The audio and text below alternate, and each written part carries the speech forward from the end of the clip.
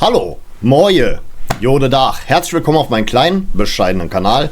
Ich bin der Leo, schön, dass ihr eingeschaltet habt. Ja, liebe Freunde, das zweite Mal hintereinander steht ein Heimspiel an. Dieses Mal geht es gegen den SSV Ulm 1846. Und meine Gedanken dazu möchte ich heute mit euch teilen. Ja, liebe Freunde, es gibt da sicherlich schon die ein oder anderen Berührungspunkte. Ist schon ein bisschen her, dass wir gegen den SSV Ulm gespielt haben. Das letzte Mal war in unserer allerersten Zweitligasaison. Und ja, wie sah es denn aus? Wie sieht denn bisher unsere Bilanz gegen diesen Verein aus? Die Quelle dazu habe ich in diesem Büchlein gefunden. Ja, da staunt ihr, was ich hier für interessante Schmöke habe. Jedenfalls das erste Mal aufeinander getroffen. Das sind wir in der Saison 97, 98, wo wir abgestiegen sind. Und zwar im DFB-Pokal. Da haben wir 3:1 gegen SSV Ulm verloren. Das war eigentlich schon fast der Anfang, wie man hier auch in der lokalen Presse gesagt hat, vom ersten Ende.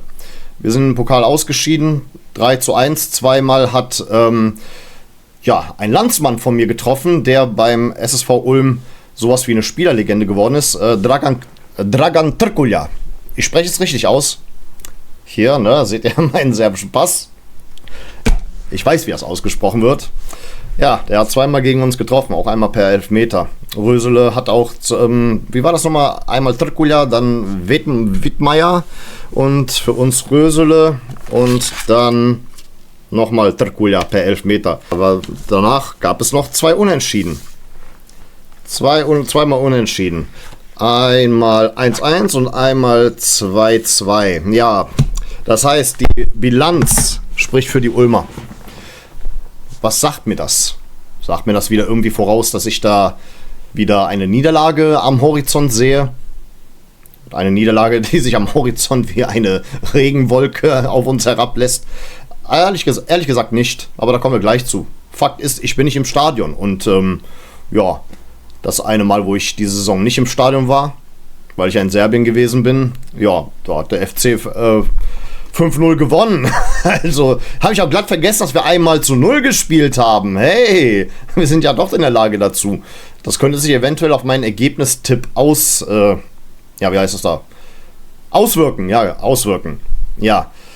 Gut, noch ein paar Facts am Rande zum SSV Ulm. Das ist der erste Verein von Uli Hoeneß. Dort hat er seine ersten Karriereschritte gemacht.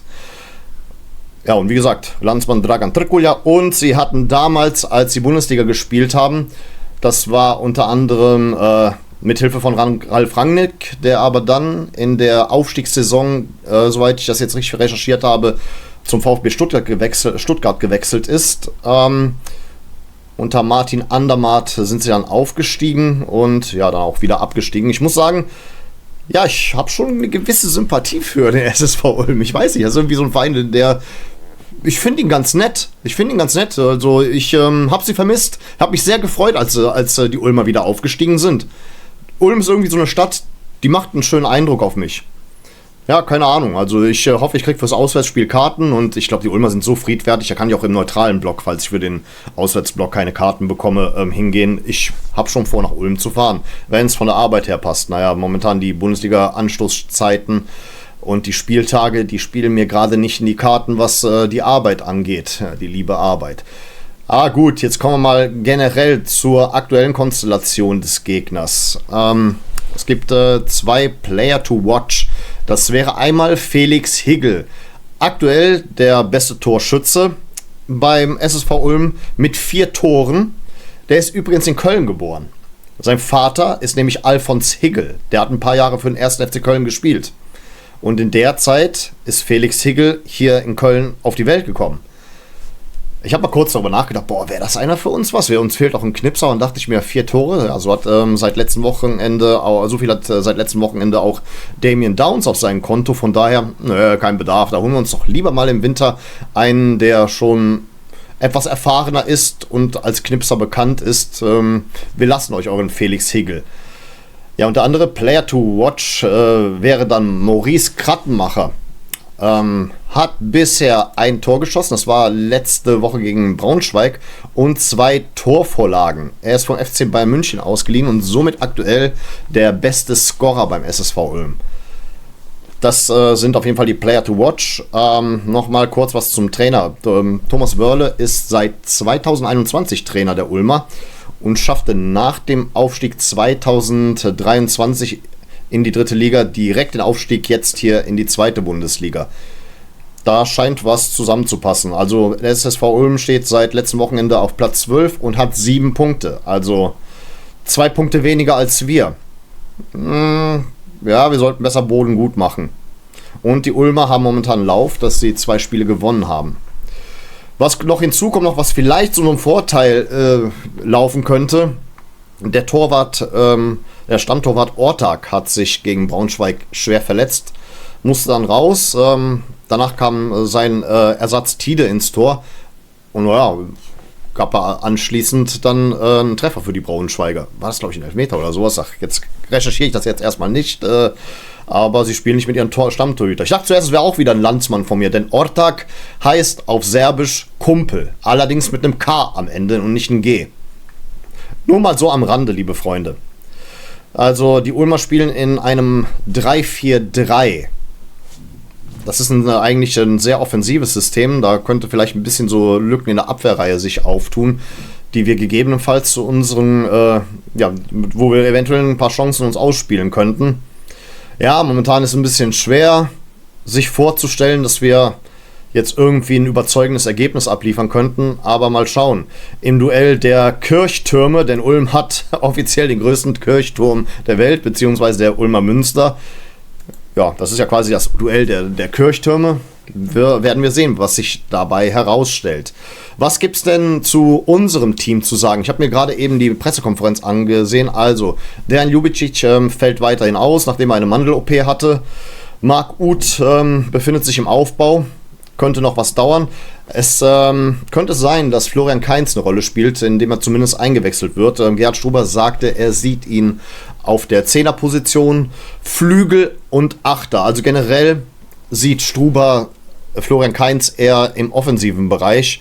Das sehe ich auch so, könnte ich nur zustimmen. Er wurde auch auf Max Finkgräfe angesprochen, von dem ich mir natürlich sehr ein Comeback wünsche. Ja, Finkgräfe ist in Strubers Ausrichtung in mehreren Positionen beheimatet. Das ist interessant. Er sieht ihn vielseitig und kann nichts ausschließen. Ja, ich kritisiere ja schon seit einiger Zeit, dass unser lieber Jan Thielmann eigentlich eine Identifikationsfigur von uns. Das ist ein FC-Fan durch und durch, ein spielender Fan. Die liegen mir immer sehr am Herzen, aber rechter Verteidiger ist nicht seine Position. Alle sind sich einig mittlerweile.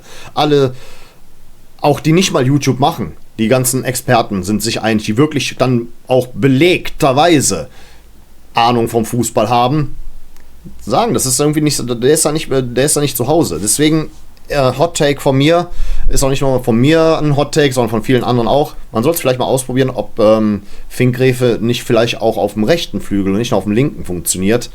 Aber generell, ich finde das interessant, dass Gerhard Struber ihn als vielseitig sieht, weil genauso sehe ich ihn auch und er hat auch in der Jugend auf vielen Positionen gespielt. Und ich finde, ja, wenn man diese Vielseitigkeit vorantreibt und er das auch ausnutzt, egal wo er spielt, könnte aus Max Finkgräfe bald ein richtiger Weltklasse-Spieler werden. Also ich sehe da Potenzial für. Gut, generell hat Struber auch gesagt, er möchte das eine oder andere defensiv verfeinern. Ich kann nur sagen, fang mal bei der rechten Verteidigerposition an. Klar, was ich jetzt nochmal hier klarstellen muss, letztes Mal habe ich mich ein bisschen verquatscht, als ich dann gesagt habe, ja, dass Carstensen dann eingewechselt wurde, ist halt auch nicht die Alternative schlechthin. Einfach nur, weil halt Struber das Ganze sehr offensiv auslegt. Du brauchst halt einen rechten Verteidiger, der anscheinend beides kann, offensiv wie auch defensiv. Aber Thielmann kann nur offensiv und Carstensen kann anscheinend nur defensiv. Anscheinend. Vielleicht arbeitet er noch ein bisschen an sich, aber generell würde ich Carstensen aktuell bevorzugen, weil dann wenigstens die Defensive gestärkt ist. Da hast du wenigstens einen, der seine Position hält und auch seinen Mann zu decken weiß. Struber möchte ausbalancierten Fußball sehen. Ich hatte auch letztens kritisiert, dass die Balance bei uns offensichtlich fehlt. Und ich hoffe, daran wurde jetzt im Training gearbeitet. Ja, und generell sieht Struber Ulm als robust und sehr körperlich an. Das sehe ich auch so. Deswegen sehe ich ein sehr schweres Spiel. Keine Ahnung, aus irgendeinem Grund, meine Intuition sagt mir, ich muss noch nicht mal Geiß oder Bock spielen. Also heute wird keine Münze geworfen. Ich habe ein klares Ergebnis von Augen, weil, keine Ahnung, einfach weil ich nicht da bin, glaube ich, wir werden ein ziemlich geiles Spiel abliefern. Schon mal mein Glückwunsch im Voraus an alle FC-Fans, die an meiner Stelle da sein können. Ja, ich glaube nicht dran, dass wir da irgendwie schon wieder reinscheißen. Ich glaube, wir gewinnen 4:1. Das ist mein Tipp. 4:1. So, jetzt ist es in den Stein gemeißelt. 4:1. Der Ehrentreffer muss leider mal wieder sein. der wird kommen. Die Ulmer werden treffen. Da bin ich 100% überzeugt. Wovon ich aber auch 100% überzeugt bin, egal wie dieses Spiel am Ende ausgeht. Die Ulmer schaffen den Klassenerhalt. Ich glaube, das schafft ihr. Und ich würde es euch sehr gönnen. Keine Ahnung. Ich oute mich hier als eine Art Sympathisant vom SSV Ulm. Keine Ahnung. Ich mag die. Die stören mich nicht. Das ist ein netter Verein.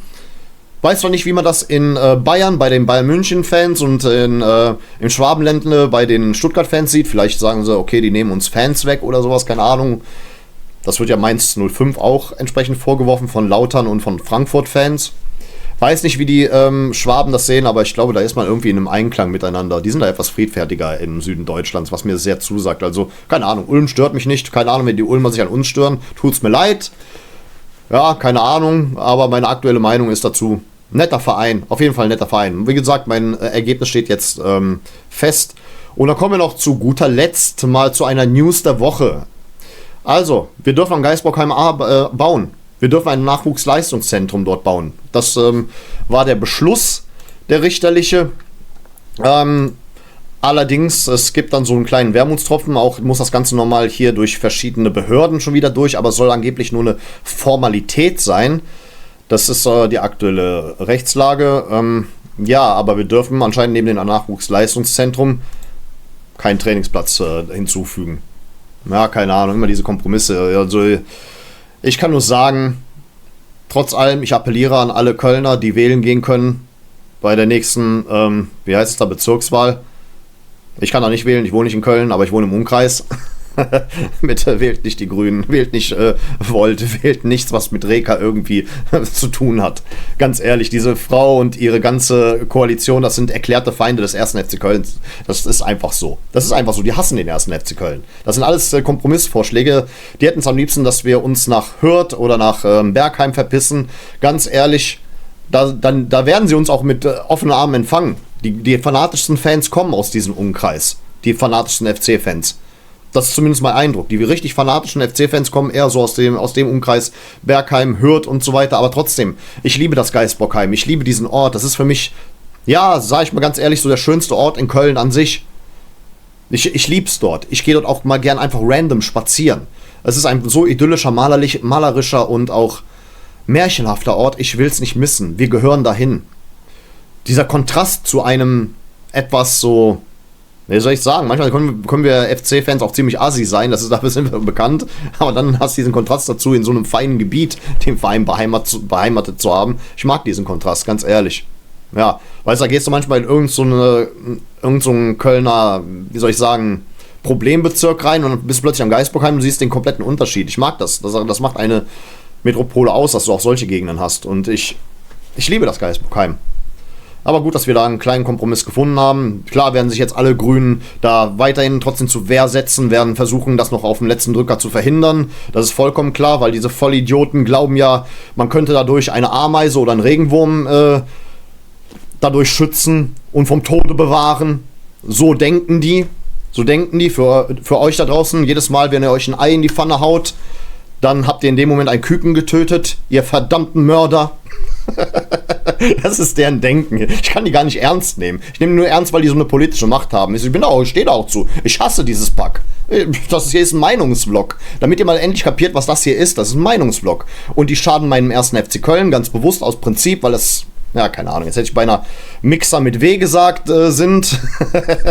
Ich tue da meine Meinung kund. Und wer damit ein Problem hat, ja, hate it or love it. So bin ich drauf. Ganz ehrlich. Und die Art und Weise, wie die versuchen, die Umwelt zu schützen, keine Sau kauft sich ein Elektrofahrzeuge. Damit komme ich auch gar nicht nach Serbien. Bist du einmal in Serbien, da hast du keine einzige Ladestation. Willst mich wohl, naja, komm. Echt, ey. Das ist so ein lächerliches Pack. So ein total lächerliches Pack. Also, das sind erklärte Feinde des ersten FC Köln. Ganz klar. Ganz klar. Das sind eigentlich für mich, im Stadion sind das für mich Persona non gratas, oder wie man dazu sagt. Sollen die mal nach Indien fahren und den Leuten dort sagen, ey, mach mal Mülltrennung. Die haben dort Müllberge, die reichen fast an den Mount Everest oder sowas. Naja, egal. Das sind meine Gedanken zu all den ganzen Geschehnissen in dieser Woche, dem Spiel und dem Aufbau des Nachwuchsleistungszentrums am Geisbockheim. Und dann bedanke ich mich für eure Aufmerksamkeit. Vielen Dank fürs Zusehen und dann würde ich sagen, auf Wiedersehen. Denn wir wollen uns doch wiedersehen.